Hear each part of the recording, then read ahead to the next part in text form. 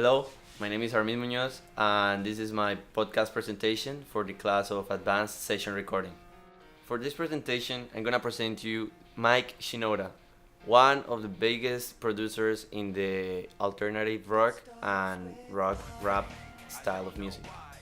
In college, when he gets into graphical design, he learns a lot in the Agoras Hills College.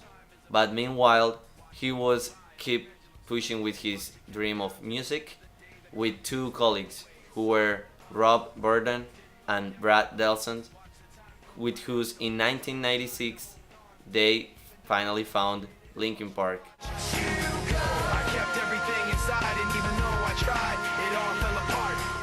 In the beginnings, the things weren't good because they never find any studio or any label record who would like to help to their projects or to their compositions until they recruit the new lead vocalist who was Chester Bennington, and they finally landed in a studio record with Warner Bros. Records, and they create the first album called Hybrid Theory, which was a huge international hit. After the first album, that was Hybrid Theory, they start to create together, Chester and Mike, some kind of mashup between alternative rock and rap and hip hop, where Shinoda starts to be the second vocalist as he raps and freestyles during the songs, and Chester being the lead vocalist with more melody and choruses. In the second album, who was called Meteora, they create such a big impact that they start to produce and work with a lot of different artists.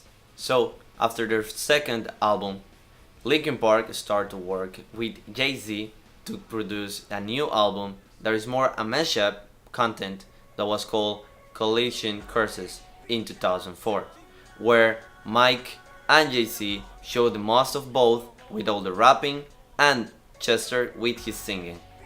Even they won the Grammy Award for the Best Rap and Song Collaboration in 2006. The third album, called Minutes to Midnight, was another good part for Mike Shinoda, where he can produce and mix a lot of his projects with Rick Rubin, another big and huge music composer and producer in the industry. This was around the year of 2007 when Mike started to go more deeper into the composition, and in the fourth album that was called Thousand Suns, in 2010, we can see the best of his singing production, leaving back some of the rapping and hip hop that he has at the beginning. After all the different projects, Mike and his band, Linkin Park, start to work in a fifth album called Living Things.